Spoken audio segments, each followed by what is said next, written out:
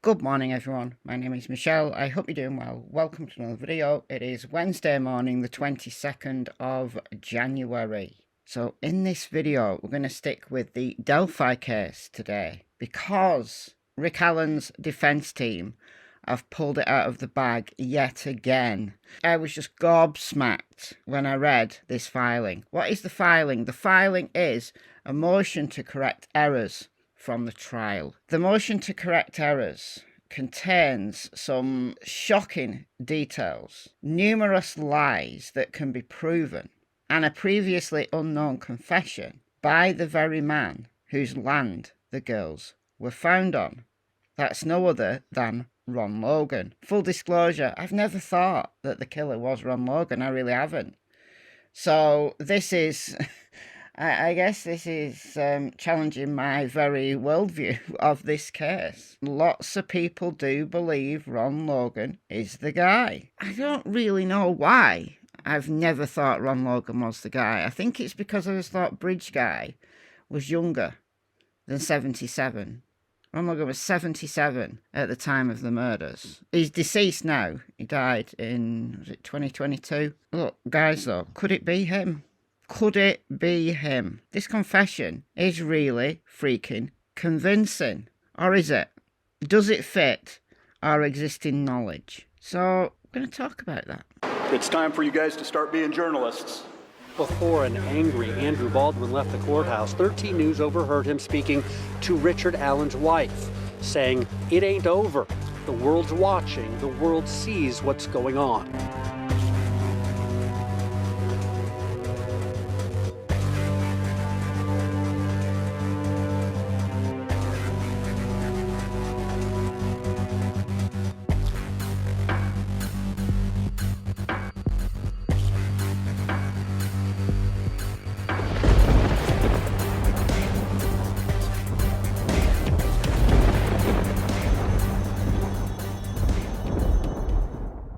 So this is the section in the motion to correct errors. I'm going to read this section here. I did a live stream yesterday where I read the whole motion and went through all the exhibits. So if you want a complete breakdown of this particular document, 24 pages plus exhibits, then go to that live stream.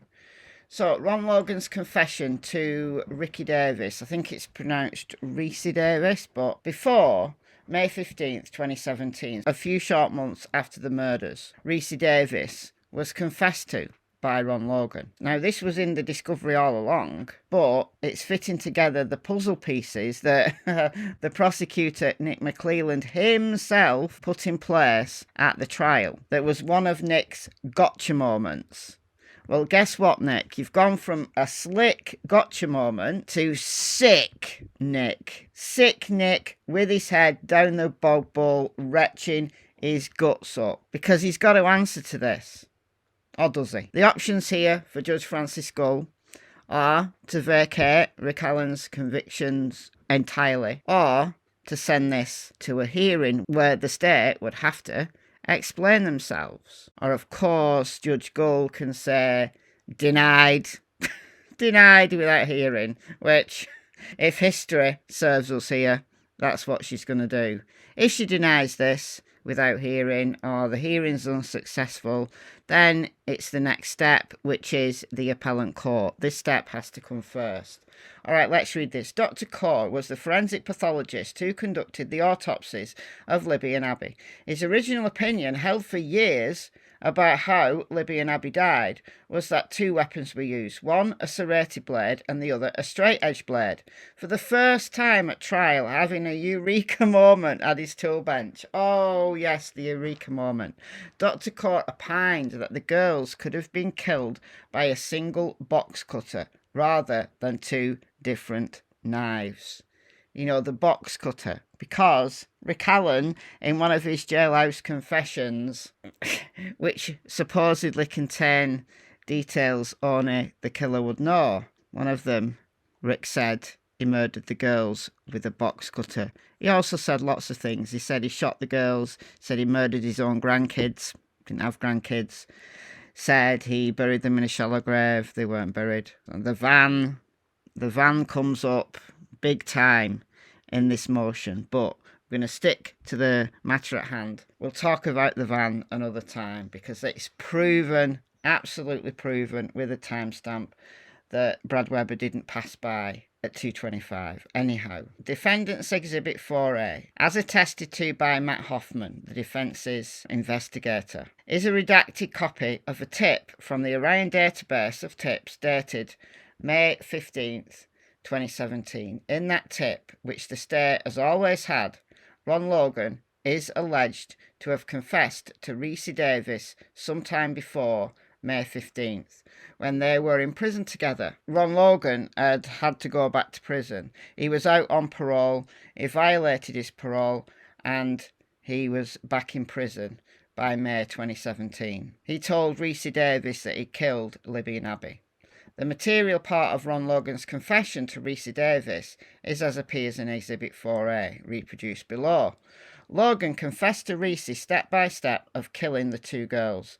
Logan told Reese how he burned his clothes in a fire pit and where it was located, used box cutters and struggled with one of the girls, and thought drops of blood from his nose ended up on his clothes. Presumably that's why he burnt them.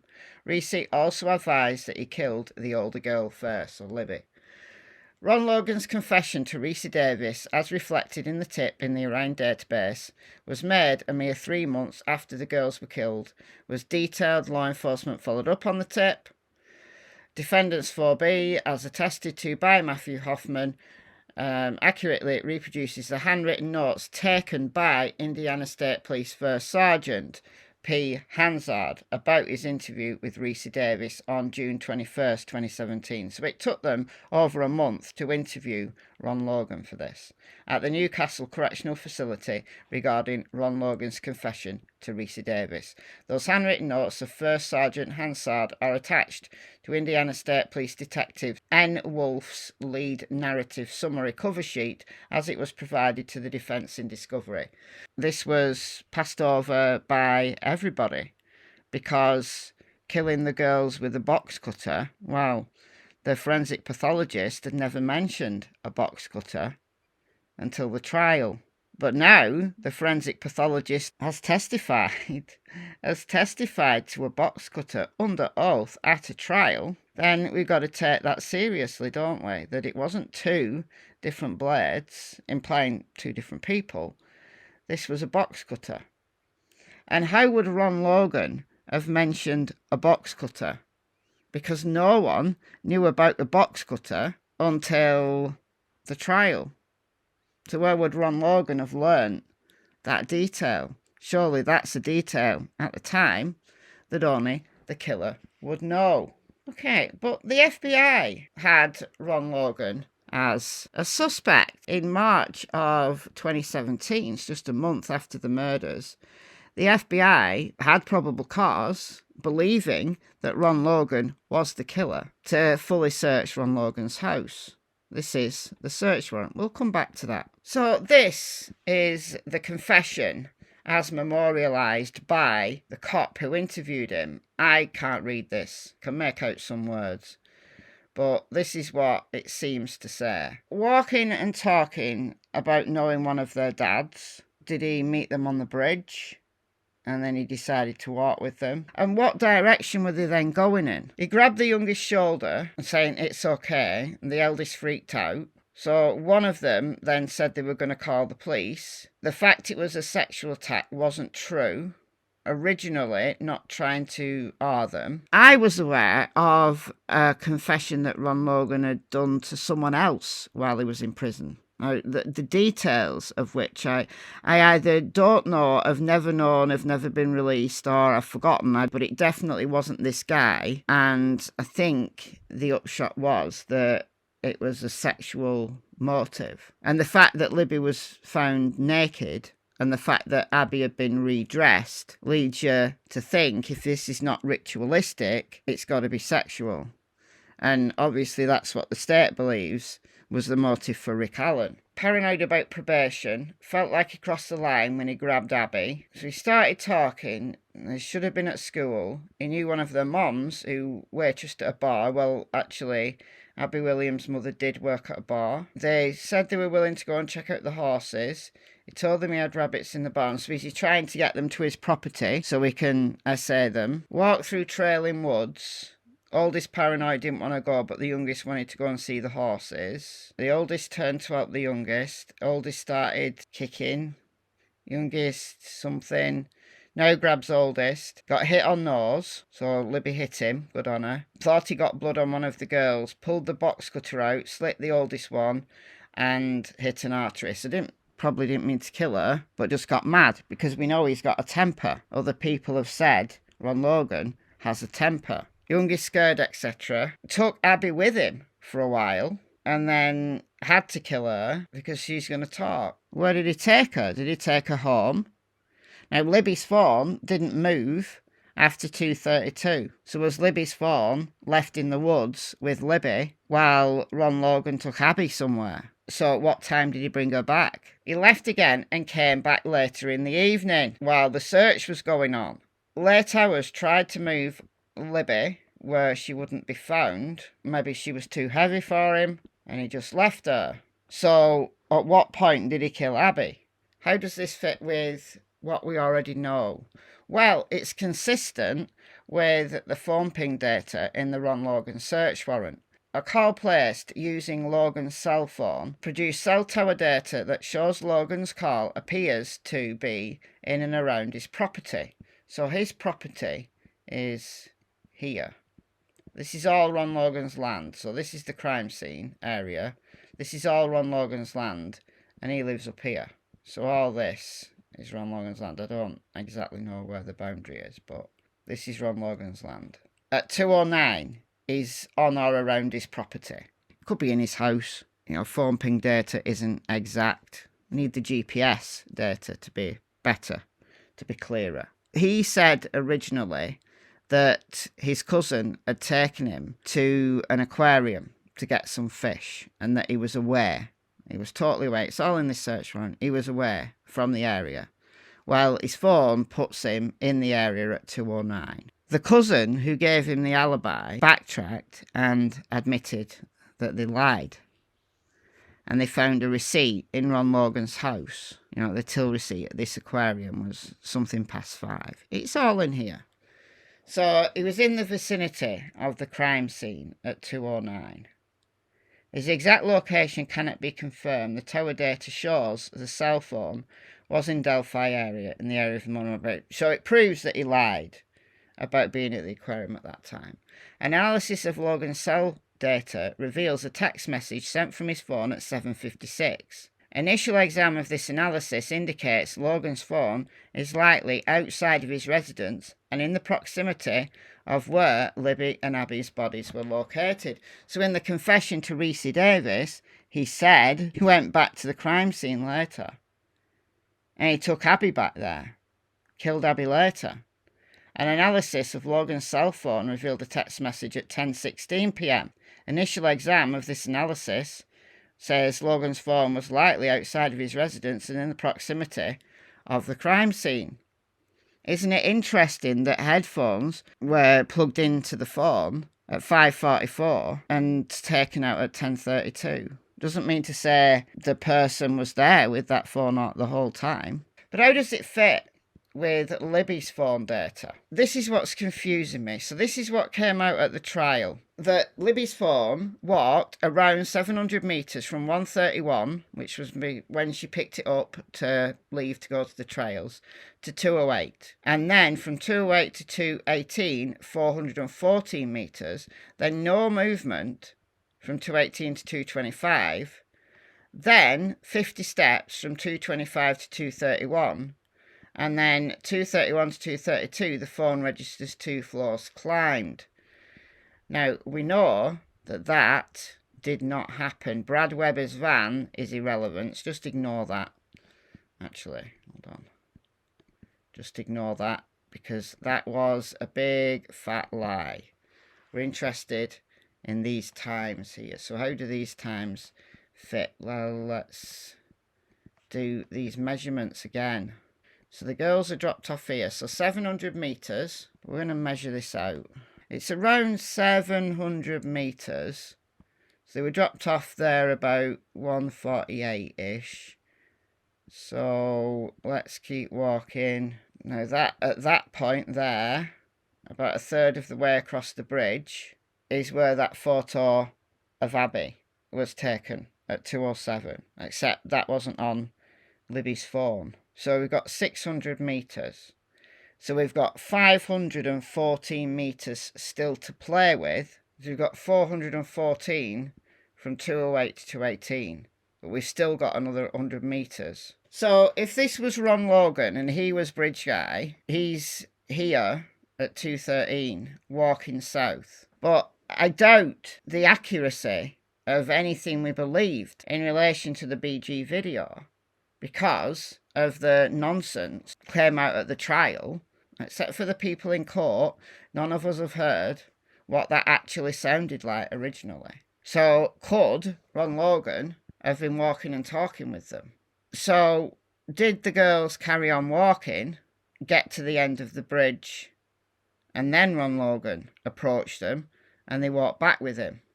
Or did he walk them down here? Because he said they walked through a trail in the woods. We've always assumed that guys down the hill meant the hill down here. Why wouldn't he just walk them back? If the thing that he was coaxing them with is going to see his horses, because his horses would be up here. That is the shortest route than going all the way back round. Because if you go back over the bridge, you could go down the hill here, and yeah, you could walk along the bank there. So this is quite high. This is very high. It's very steep.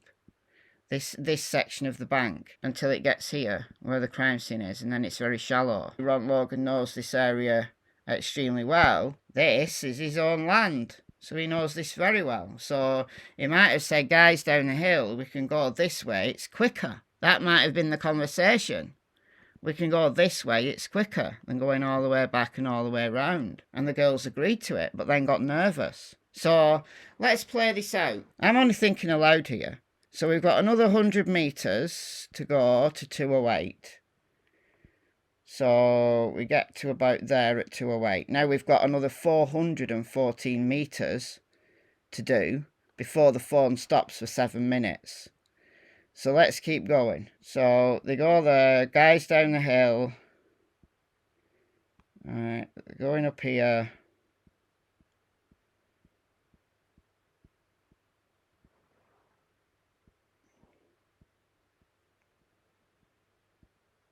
So that takes us, if you go kind of just in a straight line, you know, on 380 meters. So we've got another 140 meters to play with before the phone stops for 7 minutes. Do we carry on walking to go to Ron Logan's barn? Do we carry on walking? We start to go up a hill at this point. By this point, I mean, going all this way up here, the phone should have registered floors climbed at this point. So we'll clear that and start that again. Alright, so from here, 208 to 214, we've got about another 100 meters to play with, which takes us to there, approximately. And then we've got 414 meters to play with from here, approximately. So we've got guys down the hill, takes them down the hill. This is kind of the path of least resistance down here. And up here.